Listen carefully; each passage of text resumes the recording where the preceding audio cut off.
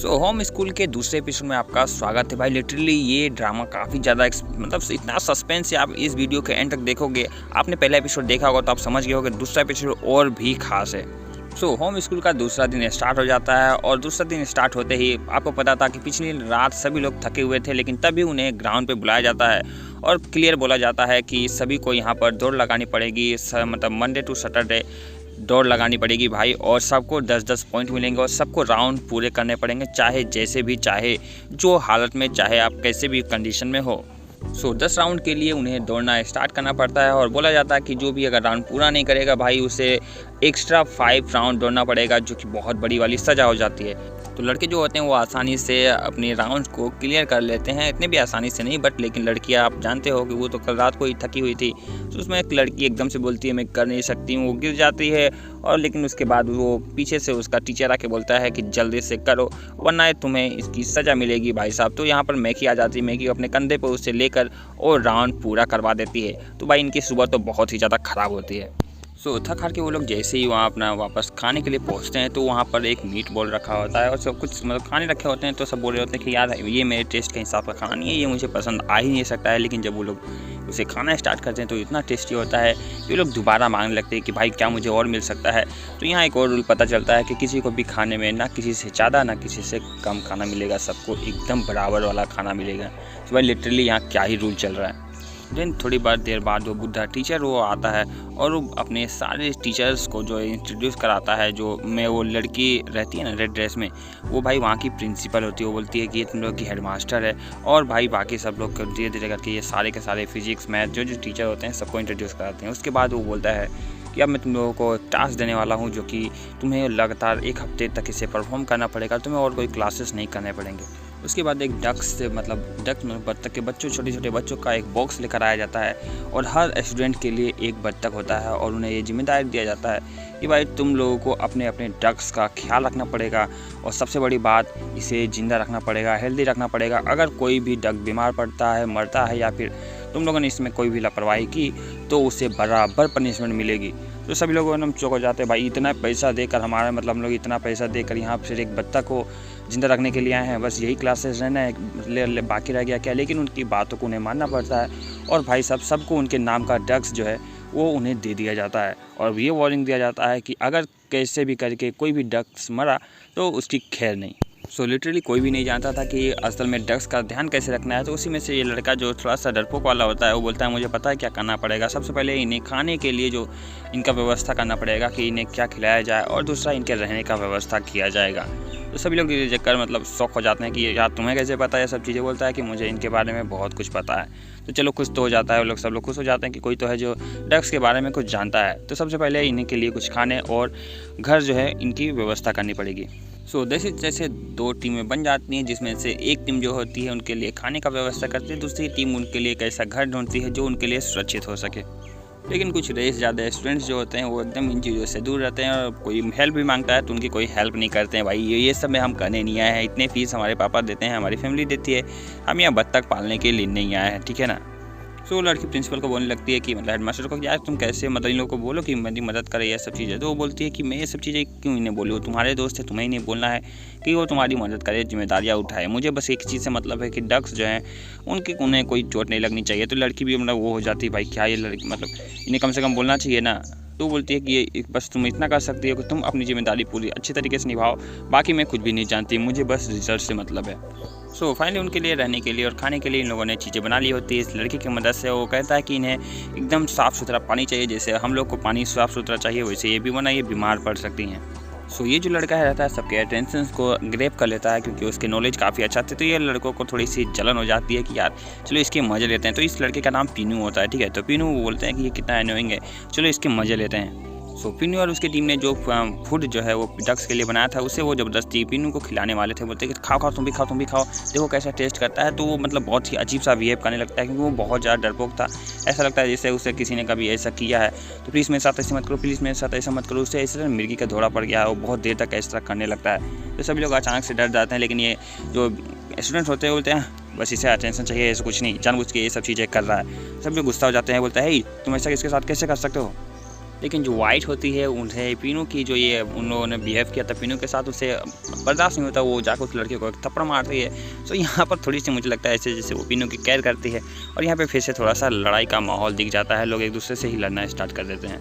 Then उसके बाद उन लोगों को फिर से डिनर के लिए बुलाया जाता है, तो वो डिनर इस बार बहुत ही बकवास होती है। तो इसका मतलब ये होता है कि ये जिस तरह का बिहेवियर रखेंगे उसी तरह का इन्हें खाना मिलेगा। तो वो खाना किसी को भी पसंद नहीं आता, लेकिन लिटरली उस खाने को भी ख़त्म करना पड़ेगा। कोई भी इस खाने को बगैर ख़त्म किए नहीं उठ सकता है। हाँ, अगर तुम्हारी जगह तुम्हारे दोस्त तुम्हारा ये खाना खा ले तो ये हो सकता है, बट तुम्हें ये खाना ख़त्म करना पड़ेगा चाहे जैसे भी। भाई क्या क्या रूल चल रहे हैं यहाँ पर। सो उसके बाद वो लोग अपने ड्रग्स को देखने के लिए फिर से आ जाते हैं। यहाँ पर थोड़े से अच्छा माहौल होता है, थोड़ा फ्रेंडशिप का। सब लोग अपने ड्रग्स का थोड़ा सा नाम रखना स्टार्ट कर देते हैं, जो कि काफ़ी अच्छा लग रहा था। वो लोग बोल रहे थे ड्रग्स को अपनी पहचान चाहिए, जैसे ह्यूमंस को अपनी पहचान चाहिए होती है। तो सभी यहाँ पर मिलकर एक दूसरे को अपना मतलब ड्रग्स का नाम रख रहे होते हैं। लेकिन उसके बाद वो टीचर फिर से आता है, पूछता है कि तुम लोगों को तुम्हारे टास्क में मज़ा आ रहा है कि नहीं। सब लोग बोलने लगते हैं कि मतलब ड्रग्स को पालने में क्या ही मज़ा आएगा, इनसे हम क्या ही चीज़ सीखेंगे, हमें ये बिल्कुल भी पसंद नहीं आ रहा। देन वो टीचर बोलता है अच्छा हम लोग एक काम क्यों नहीं करते कि जब तक तुम लोग अपने ड्रग्स का ध्यान रखोगे, और ड्रग्स का जो सबसे अच्छा से ध्यान रखेगा उसे मतलब जब तक ध्यान रखेगा उसे अच्छा खाना, हर वक्त का अच्छा खाना मिलेगा, उसे कभी भी सुबह नहीं उठाया जाएगा, कभी भी रात में लेट सोने के लिए नहीं बोला जाएगा, या फिर सारी आज़ादी है उसे देखने दी जाएगी, प्राइवेट बाथरूम दिया जाएगा, और भी न जाने क्या क्या, समझे। तो लोग बहुत ज़्यादा एक साथ हो जाते हैं। हाँ, अब हुई ना बात की मतलब आप ड्रग्स का ख्याल रखूँगा मैं, ताकि मुझे ये सब चीज़ें मिलती रहें। सो और भाई सब लोग को अब इंटरेस्ट आ गया था कि भाई अब मैं अपने ड्रग्स का ध्यान रखूँगा, मैं अपने ड्रग्स को कुछ होने नहीं दूंगा। बट वो बोलता है बट एक ही बात बोलना चाहूँगा कि किसी की ड्रग्स को अगर कुछ हुआ तो भाई उसकी सज़ा भी उससे बराबर मिलेगी। सो अब ये अपडेट होते ही वो लोग पीनू के पास लड़के फिर से आ जाते हैं। उन्हें बोलते हैं अरे यार सॉरी यार, हमने तुम लोगों को ज़्यादा प्रैंक कर दिया, हम लोग ऐसा चाहते नहीं थे, बट क्या तुम हमारे ड्रग्स से उनका ध्यान रख सकते हो। तो बोलता मैं ऐसा क्यों करूँ। बोलता अरे यार हम लोग को ये सब ड्रग्स का ध्यान रखना नहीं आता, अगर वो लोग मर गए मेरे हाथों से, हम लोग नहीं उसका ध्यान रख पाए, तो उसका जिम्मेदार कौन ही होगा, तुम ही तो होगे ना, करोगे ना। तो उससे अपनी चिकनी चुटी बातों में फंसा के पीनू को लोग बात से मनवा लेते हैं। तो पीनू भी वो ड्रग्स के लिए बोलता है कि अगर ड्रग्स मर जाएंगे तो ये अच्छा नहीं होगा, इससे अच्छा मैं ही तुम्हारे ड्रग्स का ध्यान रख लूँगा। तो उसके बाद वो लोग मतलब भाई उनका तो लॉटरी लग गई, क्योंकि पीनू उनके ड्रग्स का ध्यान रखने वाला था। सो जब वो लोग रात में अपने कमरे में आराम कर रहे थे तभी बाहर बिजली चमक रही थी, ऐसा लग रहा था काफ़ी ज़्यादा रेन होने वाला है, बारिश होने वाली है। और सभी लोग बोल रहे थे कि क्यों हम लोग अपने ड्रग्स, कुछ लोग मतलब बोल रहे थे ड्रग्स को हम लोग अपने अंदर लेकर चले आए, लेकिन कोई भी बोले नहीं ड्रग्स के लिए हम लोगों ने घर बनाया, खाना बनाया, उसमें कोई तकलीफ नहीं होगी।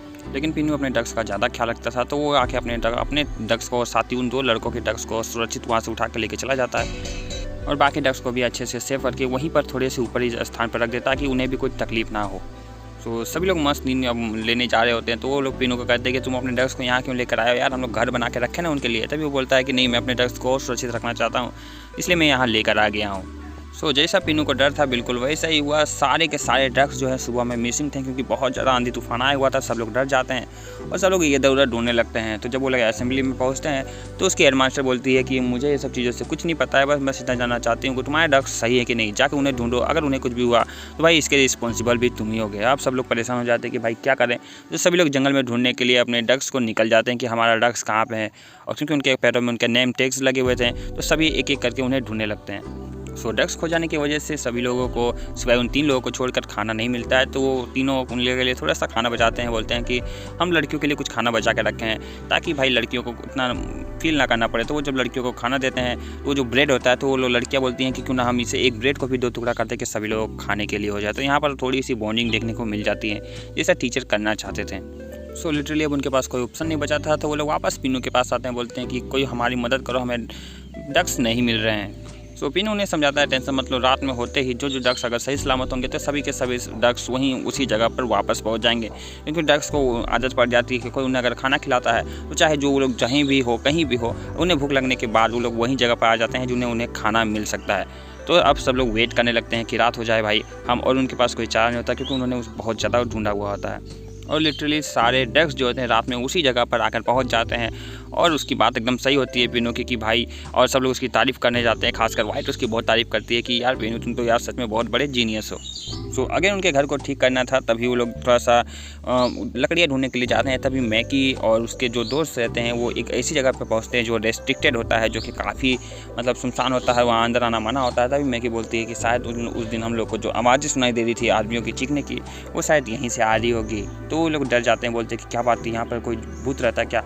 लेकिन वो बोलती है भूत तो नहीं, लेकिन यहाँ पर जरूर कुछ मिस्टीरियस है जो हमें यहाँ से मतलब अंदर जाने नहीं दिया जाता। तभी वहाँ एक टीचर आ जाता है और क्लियरली बोलता है कि ये रेस्ट्रिक्टेड एरिया है, तुम लोग यहाँ पर क्या करो, चुपचाप से अंदर चलो, यहाँ दोबारा कभी मत आना।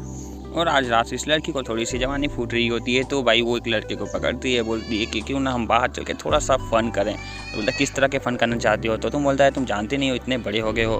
नहीं, उसके बाद वो लोग बाहर आ जाते हैं और उसके बाद उनके थोड़े से रोमांस चालू हो जाते हैं। उसके बाद लड़की बोलती है तुम्हें पता है ना कि हम सीरियस नहीं हैं, बस हम टाइम पास कर रहे हैं। तो वो लड़का बोलता है मुझे कोई दिक्कत नहीं है इससे।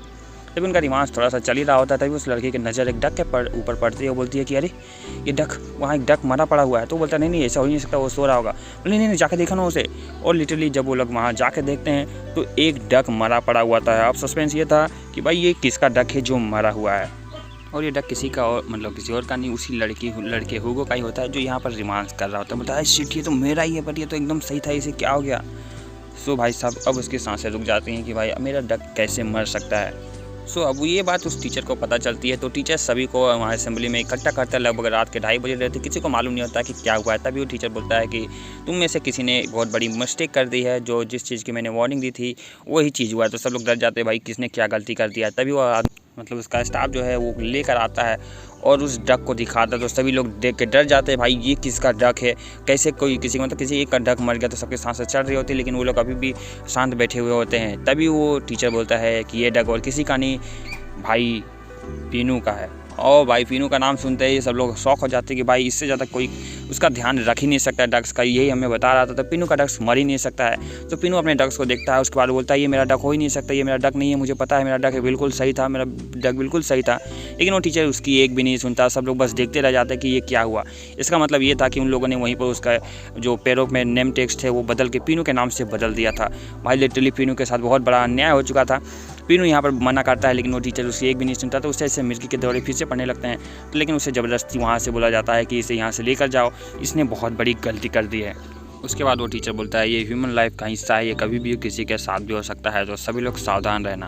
और ऐसा बोल के वो वहाँ से चला जाता है। लेकिन वो लड़कियाँ जो है कम से कम वाइट जो होती है वो भाई एकदम से पगला जाती है, बोलती कि वो ऐसा कर ही नहीं सकता है, ये कैसे हो सकता है। सो ये सब देखकर मैगी को रात भर नींद नहीं आ रही होती है। मरे हुए डक्स को देख के उसे अपने भाई रेन की याद आती है, जहाँ वो देखता है कि उसके भाई की मतलब उसके भाई ने उसके पिता को मार दिया है और उससे माफ़ी मांग रहा होता है कि मैंने पापा को मार दिया है, प्लीज़ मुझे माफ़ कर दो। और ये सब चीज़ें देख कर वो काफ़ी ज़्यादा डरी हुई होती है। तो इनकी क्या पता नहीं क्या स्टोरी चल रही है। रात में ये देखकर बहुत ज़्यादा वो शॉक हो जाती है और चिल्ला के उठती है। तो सभी लोग डर जाते हैं कि आखिर क्या हुआ है। सो अगली सुबह जैसे तैसे हो जाती है। उसके बाद खाने पे लोग जैसे आते हैं तो सुबह के भाई बहुत ही स्वादिष्ट वाला खाना दिख रहा होता है, जिसे देख के सब लोग बहुत ज़्यादा खुश हो जाते हैं, बोलते हैं वाह आज किस खुशी में। तो बोलते हैं कि तुम लोग अपना ये मील एंजॉय कर सकते हो, तुम लोगों ने अपने डक्स का बहुत अच्छा से ध्यान रखा है। सो उसके बाद सब लोग खाने को सच में बड़ा इन्जॉय करने लगते हैं और काफ़ी ज़्यादा डिलीशियस होता है। तभी अचानक से वाइट जब उस मीट बॉल को हटाती है तो देखती है कि उस डक पे जो नाम पैरों पे उसका नाम टैग जो था वो टैग उसकी प्लेट में था। अचानक से वो वाइट देखती है, बोलती है ये मीट तो हमारे ही डक्स का है, तुम लोगों ने हमारे डक्स को मार के हमें ही खिला दिया। सभी लोग एकदम से शॉक हो जाते हैं और सब अपने प्लेटों में से उस मीट को हटा के देखने लगते हैं कि भाई क्या लिटरली ये वही चीज़ है जो वाइट बोल रही है। और सभी लोग हटा के देखते हैं तो सभी के डक्स के नेम टैग उसके नीचे ही पड़े होते हैं। तो भाई साहब सब लोग जो इतने मज़े से खाना खा रहे थे वो उनका भाई गले में ऐसा लगता है जैसे उनके गले में कुछ फंस गया हो, क्योंकि भाई जिसे आप इतना पसंद कर रहे हो, जितना इतना ध्यान रख रहे थे, उसी का मीट उसे आपको अगर खिलाया जाए तो कैसा लगेगा। और सभी टीचर्स बस हंसते हुए देख रहे थे, उनके चेहरे पे एक मुस्कुराहट थी। न जाने क्या वो इन लोगों को समझाना चाहते थे। लिटरली पता नहीं क्या सस्पेंस मूवी ये सीरीज़ चल रही है। तो नेक्स्ट पार्ट के लिए जल्दी से लाइक से सब्सक्राइब कर दो। और पता नहीं क्यों इन्होंने ये किया है, ये तो हमें नेक्स्ट एपिसोड में पता चलेगा। तो जल्दी से लाइक से सब्सक्राइब ठोक दो। मिलते हैं नेक्स्ट एपिसोड में। Bye bye.